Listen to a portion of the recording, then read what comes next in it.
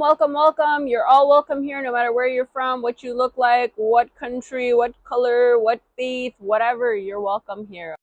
I'm going to be honest, I'm a little bit afraid of talking about the real things that I want to talk about. However, this is super important for the people that are on the fence about therapy and just want to start. If you ever have any questions, please write them down. If you like it, please like it. If you're catching this right now or ever, I want you to subscribe so that you can get notifications and keep up to date. Whether you're into therapy or not, or whatever I'm talking about right now, I promise you there's going to be stuff that you want to know. I promise you there's going to be stuff that you want to know. I want you to come back. I want you to stick around because there's going to be a lot of stuff that I'm going to talk about that's not only going to help you like right now and tomorrow and your family and your friends, and it's just to help you get some context of a lot. Okay, so I hope you come back and enjoy this information. So I've already talked a whole lot about therapy, and there still needs to be a part two. And it's so intricate that I'll probably put some more later on, but these two I really wanted to get out first because for anyone else that's out there that is hesitant or really wants to start, or also to at a larger scale, whoever comes across this, to break down what therapy really is and destigmatize it, and also invite people who have been on the fence to just be like, hey, it's not a big deal, just let's do the work. The first thing I want to start off with saying is that I am aware, and we are all aware, that therapists are just human beings too. Our lives are not perfect. We don't know everything. However, we have been trained in a skill, and it is extremely valuable so long as you respect the process. Also, this channel isn't completely about therapy. This is just my background, and I have to do justice to it and talk about it. So therapy is not the end all be all to life. However, it can certainly change your life. I know for a fact it has, not only for my clients, but just in the majority of people who are actually doing and committed to it. It changes you, it heals you, it helps you, it gives you a place to reflect and really think about your life and heal a lot of the things and actually learn. Like I said last time, it's a place of learning. That being said, the first thing that I want to say is that if you see any super cool movie or TV show, there's usually a therapist that's either they will hate at the beginning, or they like, or they get frustrated with, and you can see the therapist has to be kind of like stone cold and like know what's going on. I'm sure you can think of some shows, or you might come across it after seeing this, that either superhero movies or the show Lucifer or Never Have I Ever or Billions. I don't know what everybody's watching, I don't know what everybody's into, but if you look at the plot twist or super cool people that need that help, they go to a psychologist for a reason. So I say all of that to say is the stigma needs to drop, as well as if you're in therapy or you're thinking about it or you are a therapist or whatever, just recognize how cool this field is. Recognize what you're doing as the therapist or a person that is undergoing therapy. You're becoming smarter, tougher, stronger, more resilient. You're learning. It's insane that people don't respect the field or respect therapy or think it's weak or this or like all of that. So that's just a disclaimer. So if you're thinking about it, go do it. You're going to become bionic. Like, I don't mean bionic literally, but you're going to be the best version of you so long as you actually follow along the process. In the movies or the TV shows, the clients usually have some like aversion to it, or they get frustrated, or they get mad. That's part of the process. It's not supposed to be easy. You might get pissed at what your therapist says. Like, that's normal. And we know that. We know that that might happen. A lot of the times it'll be like, you might get upset about this, but is it okay if I say this? And then I'll say it. And that usually, lightens the blow a little bit. Understand how freaking awesome it is. You're literally excavating what the human mind is, the human mind that creates the life that we live, the human mind that builds our societies or disrupts our society or breaks our society or annihilates our society. That's what you're learning in therapy. That's the mind that you're learning. Yeah, you're learning in your perspective, but that matters because you're a part of collective consciousness. The stigma needs to drop, and appreciate and recognize what you're doing or what you're about to do or what you have been doing. For an example, I'm a huge Friends fan. I've watched Friends my whole entire life. I love it. Can't pick which is the best character. Can't pick which one I resonate with the most. I just love Friends. Whether you watch it or not, there's an episode where one of the characters, Phoebe is dating a psychologist, and everybody hates him because they ask him questions and they want to know about their life, and he goes and analyzes them. And they hate it. They hated him afterwards. Like in the beginning, they really wanted to talk to him. They wanted to know what's going on and ask him questions about life. But when he actually gave certain feedback, they did not like him. They're like, we hate him. You got to stop dating him. Now, the thing here to see is that he was pretty much on point with some of the things he said. However, this is why you're not supposed to give therapy or make these remarks to people that are in your circle, because they're not going to like it. Plus, you also see him have a reaction later on of how upset he was when they all didn't like him. So Phoebe says, I can't date you anymore. My friends don't like you. Something along the lines of that.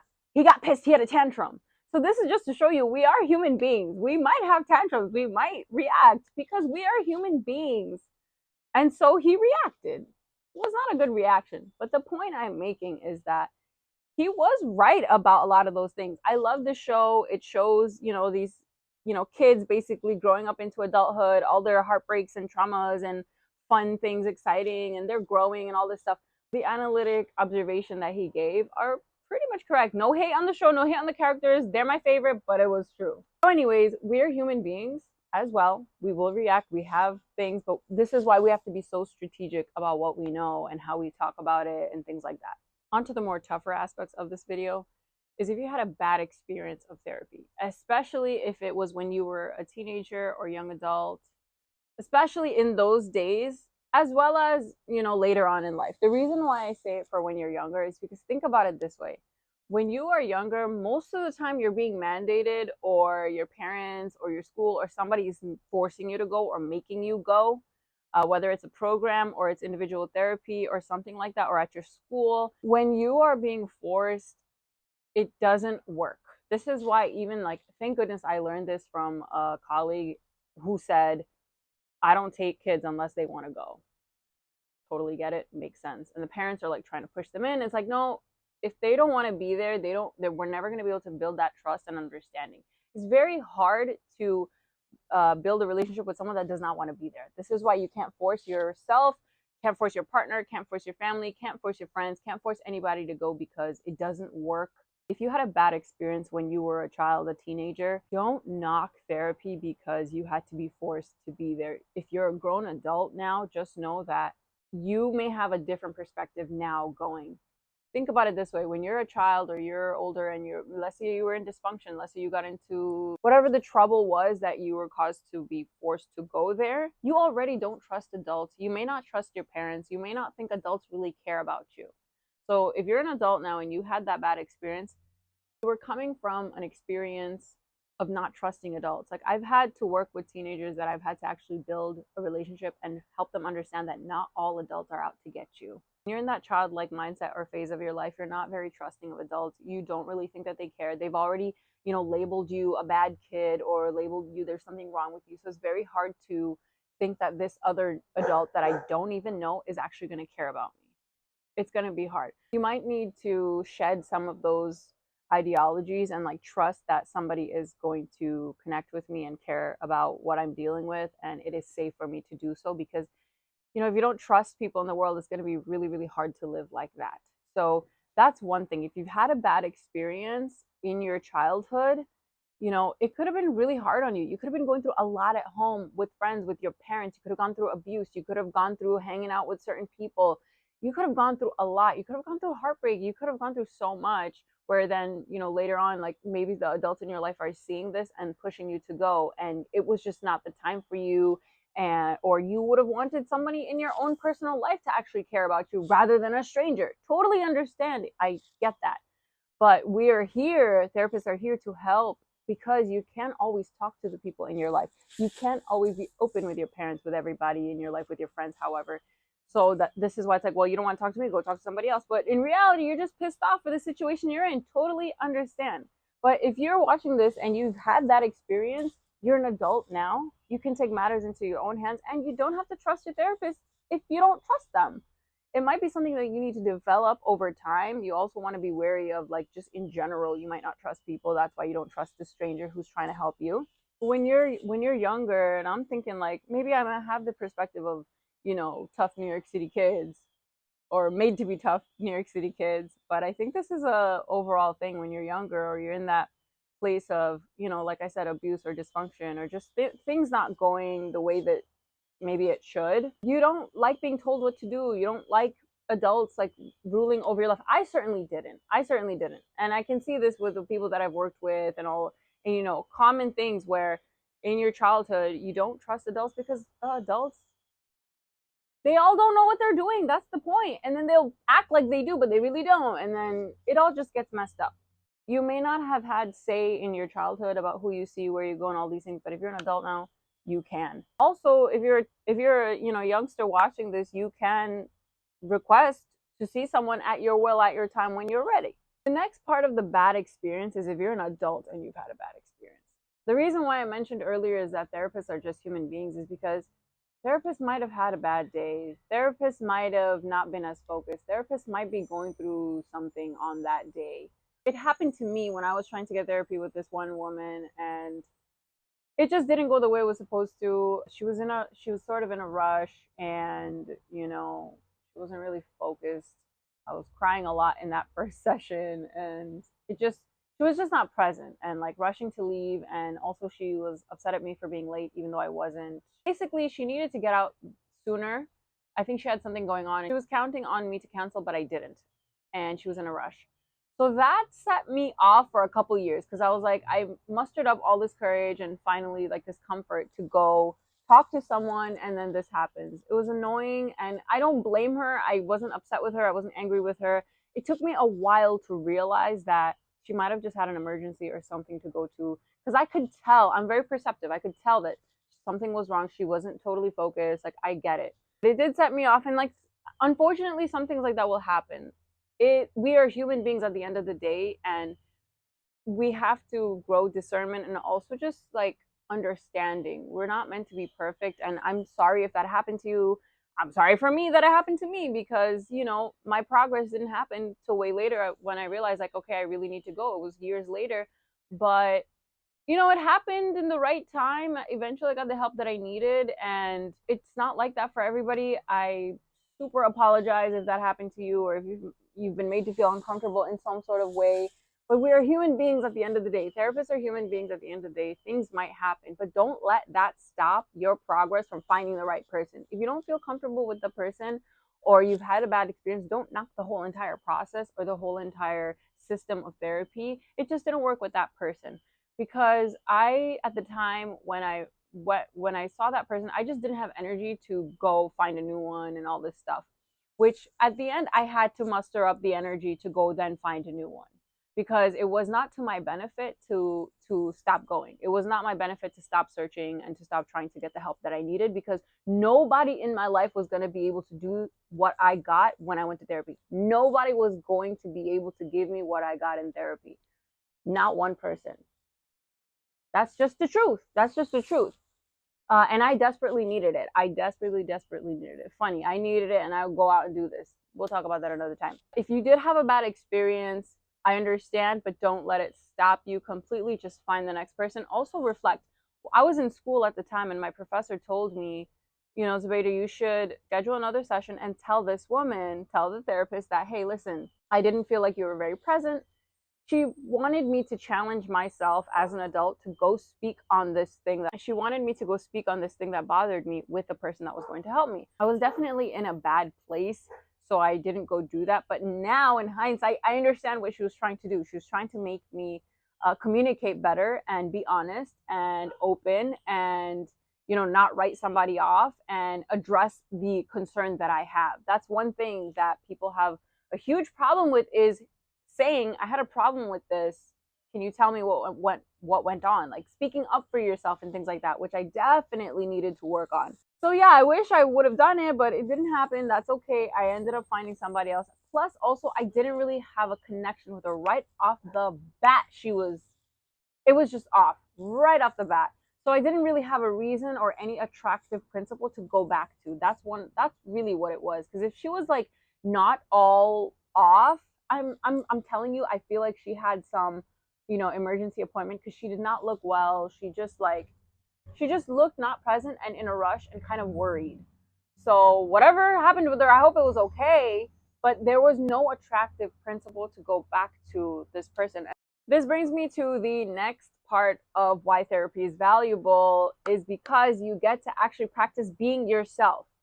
You get to say whatever you want, do whatever you want. For example, you might in public or in your social settings feel uncomfortable if you don't know something, right? Because everybody needs to be like, oh, I know everything, right? You might feel like, oh my gosh, I don't know this latest thing or this piece of information or this piece of history or this piece of this.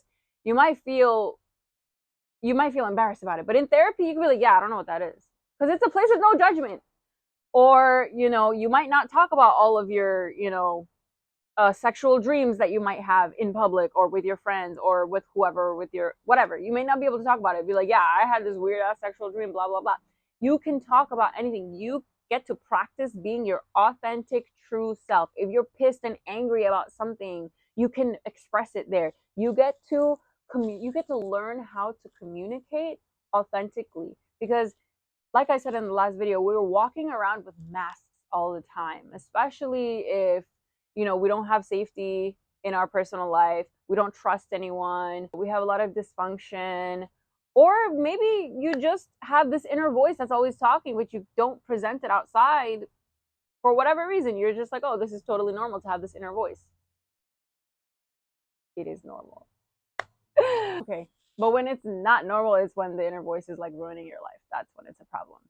Or when the thoughts that you're hearing in your inner voice, it's weird or creepy or you don't like it or it's making you uncomfortable, you get to go ahead and talk about that with no judgment. The reason why you need to be able to practice communicating is because you always want to show up as yourself, not with somebody else's ideologies, not with somebody else's emotions. You always want to present yourself as you, and therapy is a place where you can kind of find yourself. I've had so many clients that, once they express themselves or they're like, you know what, I'm actually really pissed about this. I can't believe this, because outside in the real world, you're a people pleasing, nice person. But when you get into therapy, you get to actually be yourself and be like, no, I'm actually pissed off that they said this, this, and this. Now I can take action according to that. Like if somebody hurts you and usually you're just like, yeah, hurt me, walk all over me, I'm a fucking doormat. When you're in therapy, you practice it out and you get to go have the conversations or decide based on this new person that you're becoming, based on the authentic conversations that you're having in therapy. If you have these issues that you don't know how to talk about with your partner, with your parents, with your siblings, with your friends, whoever, you practice talking authentically with this stranger person that does not know you, that cannot judge you. And when I said that you can say and do whatever, please be respectful to your therapist. Like ask whatever you need to ask, be yourself, but just be respectful. A lot of therapists are very open about, you can ask about me, but I'm always going to relate it to what you're talking about because this is about you. So you get to practice authentic, real communication. Sometimes you ever be in that situation where you're thinking something in your head and you wish you could say it, but you don't for whatever reason, whether it's the person, never listens, or I don't know how to say it, or I'm embarrassed, or I'm afraid, or what if you don't, receive, whatever the case is, whatever it may be, the reason why you wish you could say something you can't. In therapy, once you go regularly, you have better communication outside with your people, with your friends, with whatever, with strangers, or defending yourself when you need to be, defended by someone unsafe. So the more honest you are in therapy, the more you just become a more honest person, and not for anybody else, but for yourself. It is so tiring to live a lie. It takes away so much of your energy, mentally, physically, and emotionally, to be something that you're not, to hide behind a mask, to not tell the truth, to not expose your true feelings. Not only in bad situations, like when you love someone, you want to be able to tell them. You want to be able to tell them how much you love them. You want to be able to tell them, I'm sorry. You want to be able to tell them the truth, right? It's not only in negative situations. You want to be able to, lift people up. You want to, you could realize that, wow, I'm negative and I put it onto others. Like, let me learn how to uplift people. And now that I'm aware of that, I can communicate in a more authentic, uplifting way, because that's what I want. Amazing. Especially when it comes to loving and romance, and like I'm talking about real loving and romance. I'm talking about when you have this real connection and bond and respect and love and adoration for someone. You want to be able to authentically talk about that and be yourself, and just expose that, because it's so beautiful, without fear, without condemnation, without whatever, because that's how you really feel. So it's not just about, I need to defend myself when somebody hurt me. It's about, I love you and I want to tell you that. I think you're beautiful. Again, off of authentic communication, another huge, super big use of therapy is talking about taboo things or unacceptable things or private things that you can't normally with your friends, your family, your partner, whoever. Like I'm talking about real taboo topics. I'm talking about people will look at you strange. I'm talking about you can't expose these things about yourself, and we all have them. We all have them. Okay, it's not a secret, honey. We all have them. All right, is nothing to be ashamed of, is nothing to be afraid of. Actually, the more you dismiss all of your private gnawing personal thoughts, you're not going to be able to awaken to yourself, even your spiritual awakening, your healing, your true authentic self. You're just going to have all of these noises, all of these issues, and you're not going to know which way to go or what to do or how to be, or all these. It's going to be very confusing. So when you have these personal private things, that's what we are here for. We love that. We love that. We love that. That's why we got into the field, because we want to know. We want to know. We want to be there for you, of course. But we also have a curiosity of the mind. Tell me what it is. Let's figure this out together for you and for all of humanity, because here I am sharing it, right? I'm talking about your true thoughts and feelings about what you went through and how it's still impacting you today. I'm talking about your sexuality. I'm talking about your personal perspective on the world. I'm talking about even dreams that you're having, recurring dreams that you're having, because there is a point in psychology where you can do dream interpretations in your session. I'm talking about predominantly a lot of abuse that may have gone on in your life, things that you might not even know that equate to abuse: physical, mental, verbal, by your parents, by your family members, sexual abuse, sexual assault, these huge big topics that I wish for everyone that has gone through it to really talk about it and release it from their mind, body, and soul, because it eats you alive and it hurts you and it draws your energy away. It doesn't end your life, though it can feel like it's life ending, because it's a battle every single day until you really talk about it and open up about it. I'm talking about if you're confused about your work and purpose. I'm talking about if you like what you're doing, or but you don't want to do it anymore, or you hate what you're doing and you have no idea and you're equating your worth to what you do. Like, those are very important things to talk about that are personal, that you may not be able to talk about with everyone, because you have to put up front that I know exactly what I'm doing and I'm making lots of money, everything's great, but inside you're really not. That's a private space where you can talk about it and really discover, because it's really not me telling you what to do or your therapist telling you what to do. It's what's really inside of you that you can't see because you have like these goggles on, whereas I'm looking at you kind of like a blank slate, and things are just kind of coming out. You might have very deep-seated fears that, again, you can't. This is why I said that what I did in therapy for myself, nobody else could have done for me. Nobody, no other human being without this training and knowledge and perspective and talent and skill and ability could do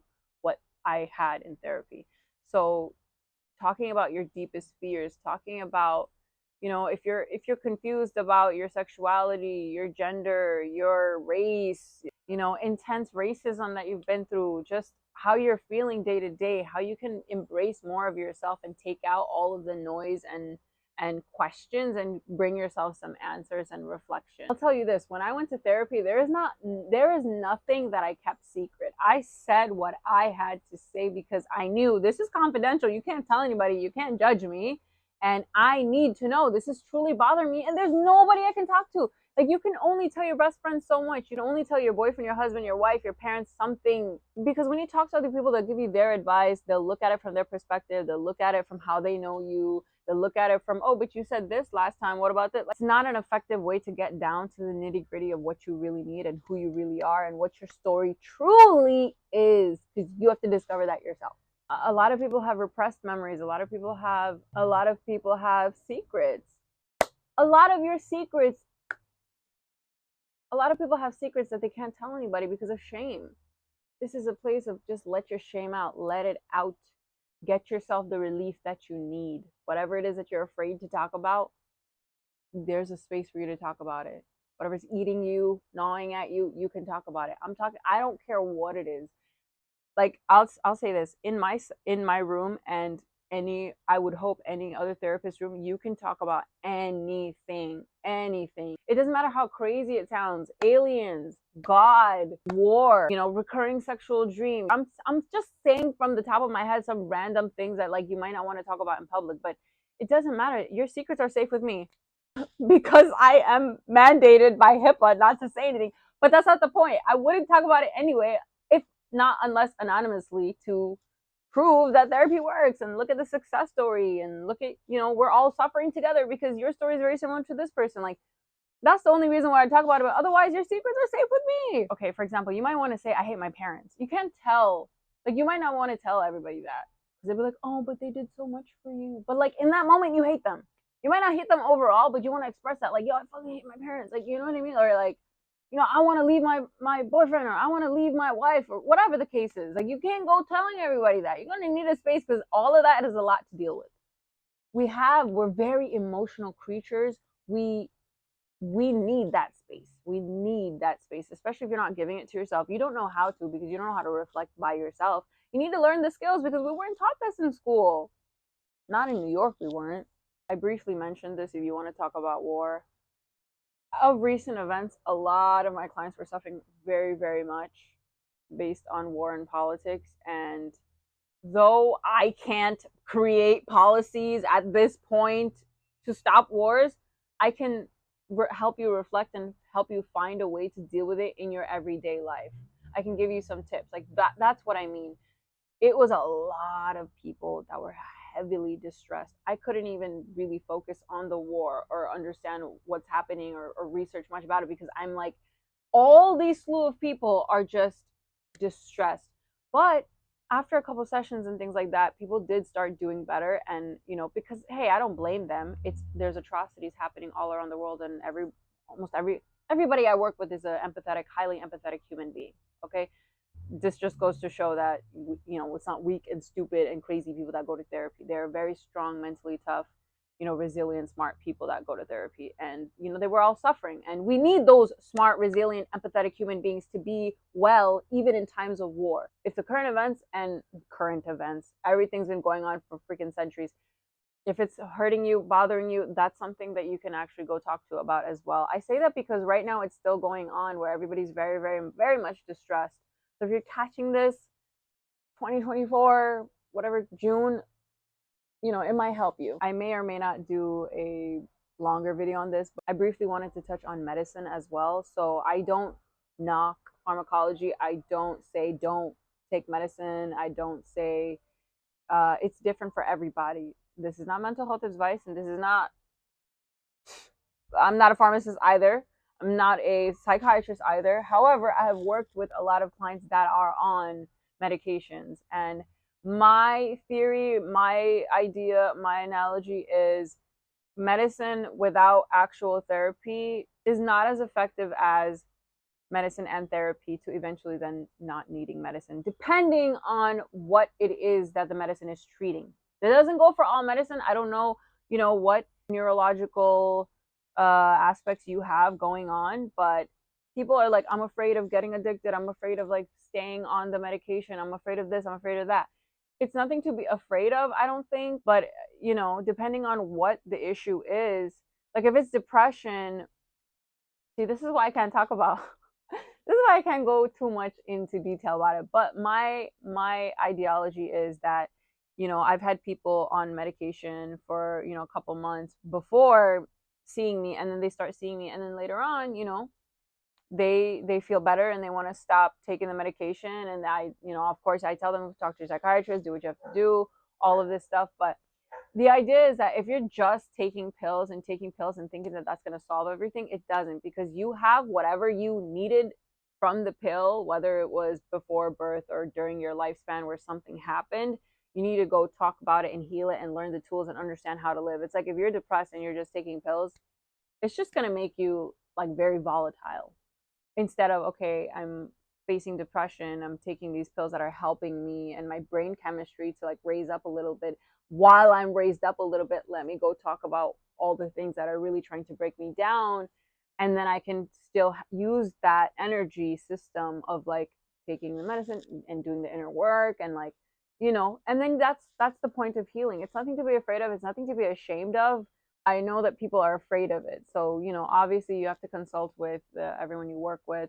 your doctors, your psychiatrists, and everybody. But in case you're wondering, like, oh, this is like a weird thing, or I don't want to do it, or what are people going to think, or, I don't want to be addicted to it forever. I don't want to rely on it.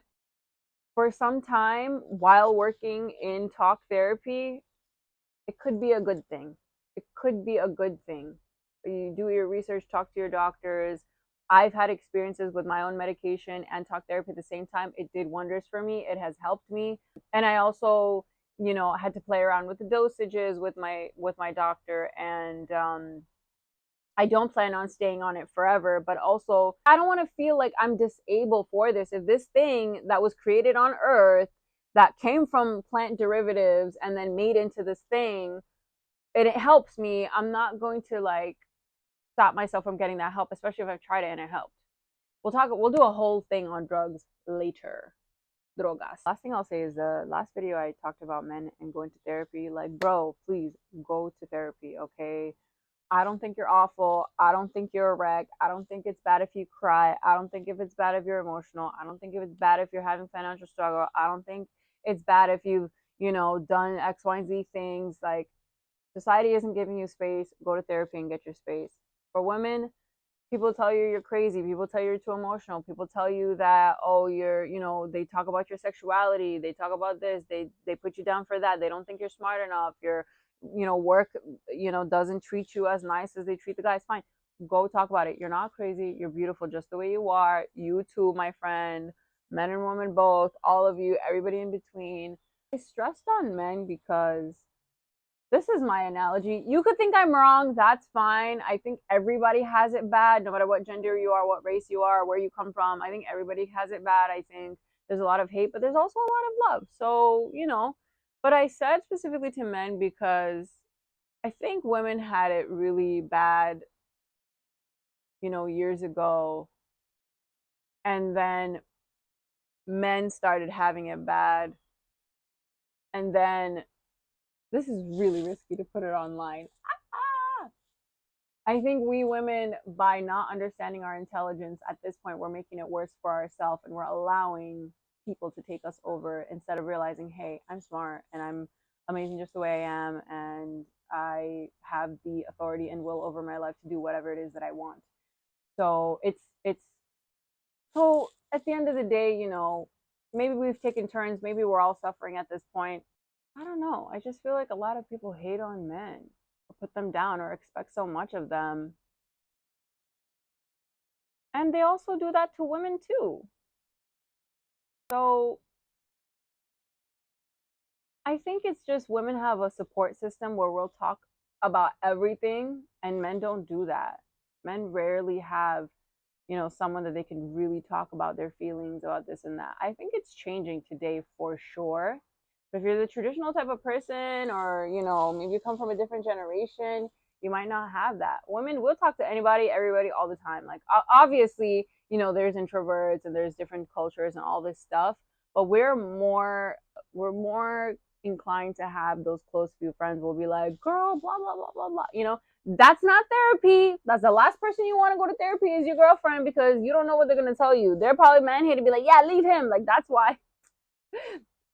Different story for a different day. I'll say this about women: you're not crazy. You're beautiful just the way you are. You are very smart and talented. You're strong. You do things that nobody around you can do. Go talk about it in therapy if you haven't. And your best friends and your girlfriends and your childhood friends from when you were 5 and all the, they're not your therapist. They're your rock and ride or die. That's perfectly fine. They're not your therapist. They're not a professional. They have a skewed perspective. And if you're dysfunctional, she's probably just as dysfunctional as you. No offense. Love you all. But the point is, you need a professional, okay? And men, please let that mask down. Let your divine feminine grow. Listen, we all have masculine and feminine inside of us, no matter what gender you are, no matter where you come from. We all have masculine. So if you're more on the masculine side, whatever gender, however you came into this world, that's not my business. Your business is, I want to balance out my masculine and feminine. I want to feel comfortable, whether it's I have a lot of masculine energy or I have a lot of feminine energy, whatever your choice, however you are, you want to balance it out for yourself. Okay, I had to really work on my feminine energy. Actually, first of all, I had to work on everything, but that's not the point. Okay, so I had to balance out my masculine and feminine. I feel like I'm such at a good place now where I can use those attributes and be in those energies whenever I want at will, when it's good for me and I'm so comfortable and I'm so happy and I love it. So no matter, because this is the thing, if the masculine is suffering, we're all suffering. If the feminine is suffering, we're all suffering. Why? Because we have both in us and we are in connection with people that have both in them. Does that make sense? Like, if people are women hating right now, you have a mother, you have a sister, you have friends. They're suffering too, even if you're a male, even if you don't identify with being a female.